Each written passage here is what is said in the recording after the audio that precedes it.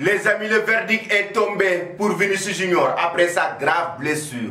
L'incroyable défi de Sadio Mané avec Al Nassr. Bonjour à vous, chers amis téléspectateurs d'Afrique Sport. C'est un plaisir, un réel plaisir de vous retrouver dans votre revue de presse quotidienne. Comme d'habitude, que vous soyez au travail ou à la maison, vous restez avec nous pour ce tour de l'actualité sportive, chers amis, que nous allons débuter avec Matteo Guendouzi, le joueur de l'Olympique de Marseille qui va débarquer du côté de la Lazio de Rome. Et oui, selon Sky Sport, confirmé par Fabrizio Romano, Matteo Guendouzi va débarquer du côté du club italien, la Lazio, sous forme de prêt, avec option d'achat obligatoire de 12 millions d'euros. Et le joueur qui ne fait pas partie des plans de Marcelino va débarquer du côté du club italien. Quoi qu'on puisse dire, c'est que Matteo Guendouzi ne fait pas partie des plans de l'entraîneur espagnol de cette équipe de l'Olympique de Marseille, raison pour laquelle il sera transféré du côté de la Lazio sous forme de prêt. Maintenant, chers amis, vous donnez vos avis en commentaire. Est-ce que l'Olympique de Marseille doit, en tout cas, celui qui a fait capoter la qualification pour les barrages de la Ligue des Champions, on se rappelle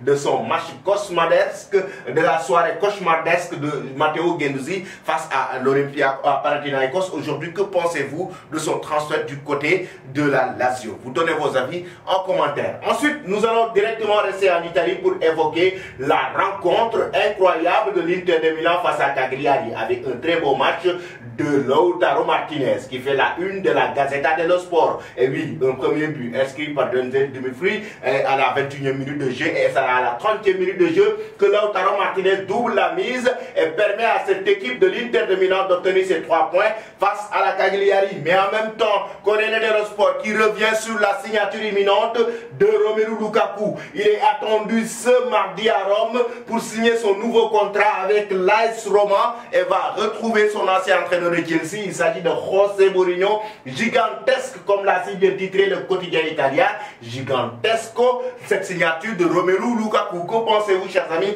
de sa signature du côté de l'AS Roma, de son arrivée à Rome? Pensez-vous que c'est une bonne option et un bon choix du côté de la Roma? Vous donnez vos avis en commentaire. Ensuite, il y a la signature officielle de Roberto Mancini, l'ancien entraîneur de la Squadra Azzurra, qui débarque officiellement comme entraîneur de l'équipe nationale de l'Arabie Saoudite jusqu'en 2027. Et ça a été évoqué par la presse italienne. Ensuite, nous allons du côté de l'Arabie Saoudite avec Abra. Oui, le nouveau joueur d'Abra qui marque son premier but d'ailleurs de la saison avec son nouveau club en provenance de l'Olympique Lyonnais. Il s'agit de Carlo Toko Ekambi. Son club a remporté une belle victoire face à Ferra et Abra a enregistré une victoire grâce à Carlo Toko Ekambi qui marque d'ailleurs le premier but de cette rencontre. L'attaquant camerounais donc qui commence à mettre en forme son compteur de but en Arabie Saoudite pour essayer maintenant d'être sur la même lancée que les joueurs africains qui sont en train d'évoluer dans ce championnat du Golfe. Nous allons rester en Arabie Saoudite, c'est pour parler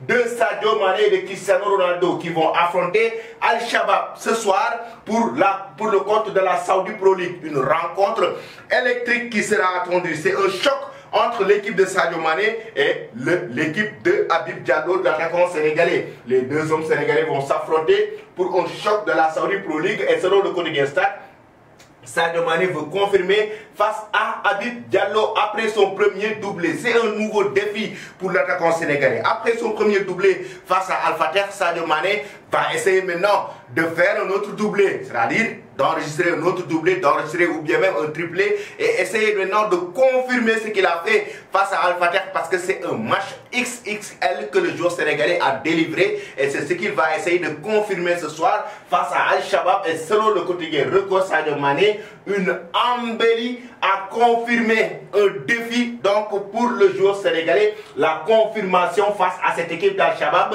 l'équipe de Cristiano Ronaldo et ce duo avec Sadio Mané qui marche à merveille pour le moment et actuellement ça enflamme en Arabie Saoudite. Que pensez-vous de cette rencontre, chers amis? Qui va remporter le match entre Al Nassr et Al-Shabaab? Donnez vos avis en commentaire, mais en même temps, donnez-nous vos pronostics concernant ce match. Qui va remporter la victoire? J'aimerais avoir le score du match en commentaire.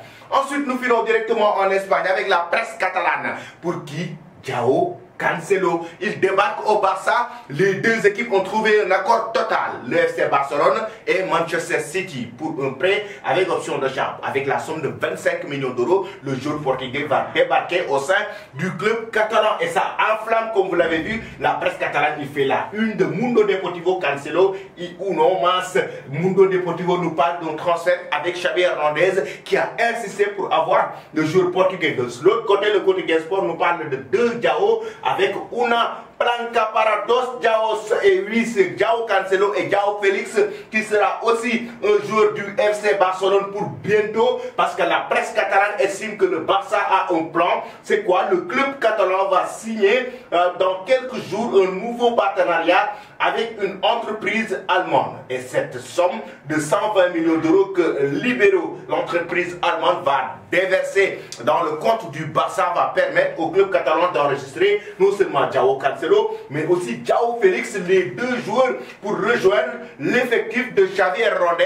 Et c'est maintenant de renforcer cette équipe Blaugrana pour cette nouvelle saison. Chers amis, lui, il fait partie des indésirables au sein de l'Atlético Madrid, raison pour laquelle Xavi Hernandez a besoin de lui, avec notamment le départ de Ousmane Dembélé et Joao Cancelo aussi. Xavi Hernandez a toujours voulu de lui. Maintenant, que pensez-vous de ces deux transferts, Joao Cancelo et Joao Félix, chers amis? Est-ce de bons transferts pour le club catalan? Vous donnez vos avis en commentaire. Ensuite, nous irons directement du côté de la presse madrilène avec le quotidien AS et Marca qui revient sur le verdict. Le verdict qui tombe pour qui? Vinicius Junior. Vinicius, comme vous le savez, il est victime d'une rupture aux ischio-jambiers. Vinicius Junior s'est blessé et la presse madrilène avait évoqué hier une terrible blessure qui pourrait lui coûter des matchs qu'il va rater effectivement avec le Real Madrid, mais aussi avec l'équipe nationale brésilienne. Mais le journal AS et Marca, avec notamment la décision du Real Madrid, le verdict est tombé. On connaît la durée d'indisponibilité de l'attaquant brésilien Mes immédiat, sin Vinicius, 1 mois et demi sans Vinicius, titre le journal AS. Et comme l'a si bien évoqué de l'autre côté, le journal Marca, 6 semanas de baja pour Vinicius Junior, chers amis. Ça veut dire que c'est 1 mois et demi, 6 semaines d'indisponibilité, 6 semaines d'arrêt complètement physique pour Vinicius Junior qui ne va pas jouer non seulement avec le Real Madrid, mais aussi qui ne va pas jouer avec cette équipe de l'équipe nationale brésilienne concernant la trêve internationale. Maintenant, j'aimerais avoir vos avis là-dessus concernant l'absence de Vinicius Junior. Chers amis, aujourd'hui, Carlo Ancelotti, il y a de cela quelques jours, en conférence de presse, après la belle victoire du Real Madrid en championnat face à Celta Vigo, avait évoqué que même avec la blessure de Vinicius Junior, nous n'avons pas besoin de recrues, nous n'avons pas besoin de joueurs de renforcement concernant notre attaque, on se sent très bien.